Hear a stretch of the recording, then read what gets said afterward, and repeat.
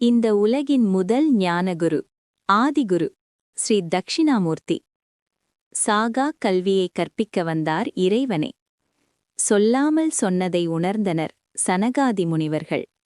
சாகா கல்வி ஜீவாத்மா பரமாத்மா ஐக்கியம். சாகா கலை அதுவே வாழும் கலை.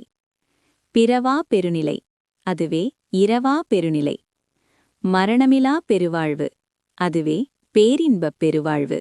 எல்லாம் வல்லவனே, எங்கும் நிறைந்தவனை, ஆதி அந்தமில்லா அருட்பெருஞ்சோதியினை, பரம்பொருளை, பிரபஞ்சகர்த்தாவை, ஒவ்வொரு அணுவுக்குள்ளும் அணுவாக ஒளிர்பவனை அறிய உண்ணாமல் வழி தெரியாமல் பரிதவித்தனர் சனகாதி முனிவர்கள்.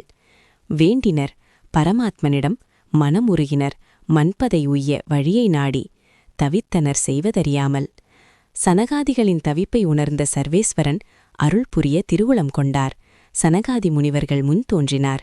திடீரென்று தங்கள் முன் ஒரு உருவம் தோன்றியதைக் கண்டு திகைத்து நின்றனர். பரம்பொருளை கடவுளை காண விரும்பினோமே, இப்படி ஒரு உருவம் முன்னிருக்கிறதே, ஏன், யார், எதற்கு என மிகவும் ஆச்சரியத்துடன் தங்களுக்குள் வினவிக் கொண்டனர். கல்வி கேள்விகளில் கற்றுத் தேர்ந்த சனகாதிகள் ஒருவாறு யோகித்து அறிந்தனர்.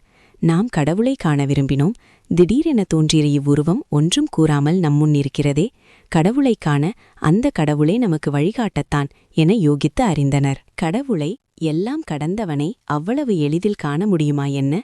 நாம் அதற்கு பக்குவமாக இருக்க வேண்டாமா? சனகாதிகளுக்கே இறைவன் நேரடியாக அருள் புரியவில்லை.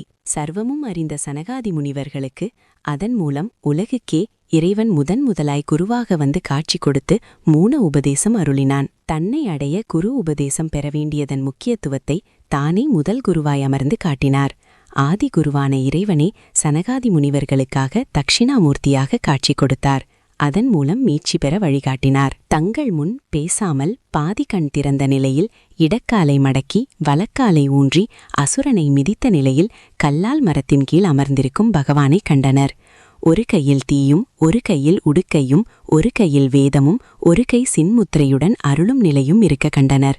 நாற்கரமும் கண்டனர். சடாமகுட சிரசின் வலப்பக்கம் சூரியன், இடப்பக்கம் சந்திரபிறையுடன் சாந்தம் தவழும் புன்னகை தவழும் அழகிய முகமும் கண்டனர். யோசித்தனர், யோகித்தனர், ஒருவாறு உண்மையை உணர்ந்து கொண்டனர். அது என்ன?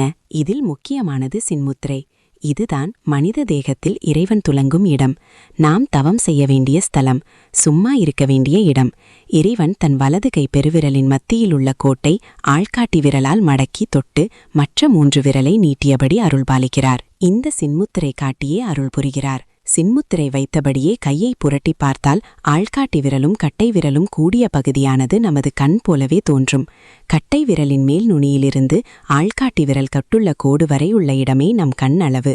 ஆக சின்முத்திரை என்பது கண் என்பதை மறைமுகமாக, பரிபாஷையாக, சூக்ஷமமாக யோகித்து அறிந்து கொள்ள வேண்டியே சொல்லப்பட்டது, உணர்த்தப்பட்டது. நம் உடலில் கட்டை விரல் அளவான இடம் என பரிபாஷையாக கூறப்பட்டது நமது கண்ணையே. பேரொளியான அருட்பெருஞ்சோதியான இறைவன் புகையில்லாத ஜோதி. நம் கண்மணி உள்ளிருக்கும் சுயம் ஜோதி. எவ்வளவு பெரிய ஞான ரகசியம்! இது தெரிந்தால்தானே தக்ஷிணாமூர்த்தி உணர்த்தியது போல கண்ணை திறந்து சும்மா இருந்து தவம் செய்ய முடியும். தக்ஷிணாமூர்த்தியாக ஆதிகுருவாகி இறைவன் உணர்த்திய உபதேசம். இறைவன் நம் தலையின் உள்மத்தியில் ஒளியாக உள்ளார். அவரே 2 கண்மணியில் ஒளியாக துலங்குகிறார். கண்மணியில் துலங்கும் ஒளியை நினைந்து நினைந்து உணர்ந்து விழித்து சும்மாயிரு என்பதுவே. சனகாதி முனிவர்கள் அதிபுத்திசாலிகளானதால் அறிவால் அறிந்தனர். ஆதிகுரு சொல்லாமல் சொன்னதால் அறிவித்ததால் அறிந்து உணர்ந்தனர். இதுவே உண்மை, சத்தியம் என வேதமும் சித்தர்களும் பற்பல ஞானியரும் பறைசாற்றுகின்றனர். ஆதிகுருவாம் தக்ஷிணாமூர்த்தி உணர்த்திய சும்மா இருந்து குரு மூலம் உபதேசம் பெற்று அறிந்து தீட்சை பெற்று உணர்ந்து தவம் செய்பவனே ஞானம் பெற்று அந்த இறைவனை அடைவான். இந்த ஆதிகுரு சுட்டிக்காட்டிய விழிவழி தவம் செய்பவரின் பல பிறவிகளில் செய்த கோடி வினைகளையும் இந்த ஆதிகுரு பார்த்தால்தான் தீரும். ஆதிகுரு நம்முள்ளிருந்து பார்க்கணும், தக்ஷிணாமூர்த்தி அருள் கிட்டணும். அப்போதுதான் நம் வினை யாவும் நீங்கி நாம் இனி பிறவா பெருநிலை பெறலாம். வினை தீர ஆதிகுருவை நாடு. ஆதிகுருவை அறிய நீ இங்கே ஒரு சர்க்குருவை பணிந்து உபதேசம் தீட்சை பெறு. தவம் செய். தவம் செய்வார்க்கு அவம் ஒரு நாளும் இல்லை. ஔவையார் கூறிய அமுதமொழி இது. எல்லாம் கற்றாலும் ஞானம் தகுந்த குருவிடம்தான் கற்க வேண்டும். எல்லாம் கற்றாலும் அது கைமண் அளவே என்பதை அறிவதே அறிவு. குருவின்றி கூட உண்ணாதே. தொட்டுக் காட்டாத வித்தை சுட்டுப் போட்டாலும் வராது. காட்டும் குருவின்றி காண உண்ணாதே. குருவில்லா வித்தை பாழ். குரு பார்க்க கோடிவினை தீரும்.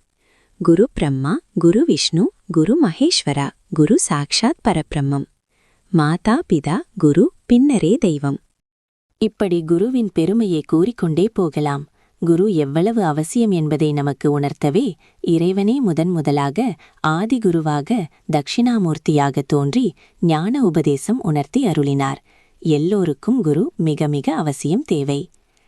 ஆதிகுரு தட்சிணாமூர்த்தி உணர்த்திய சும்மா இருக்கும் தந்திரத்தை விட இறைவனை அடைய வேறு வழி இருக்கவா போகிறது? இல்லை.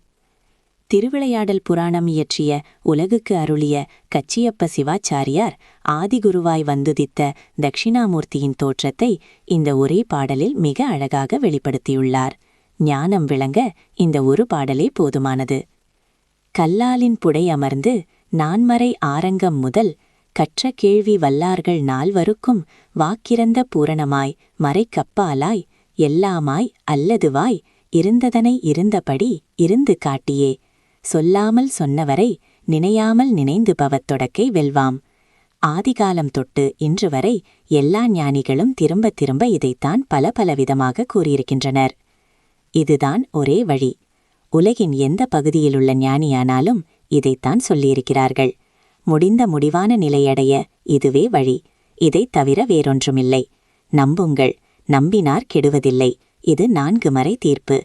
ஞானிகள் நூற்களை படித்து உறுதிப்படுத்திக் கொள்ளுங்கள். விளக்கங்களை உள்ளே அறிந்து மனதில் நிறுத்துங்கள். அறிவார் அறிவர், அறிவால் அறிவர். எல்லா உயிர்களும் இன்புற்று வாழ்க.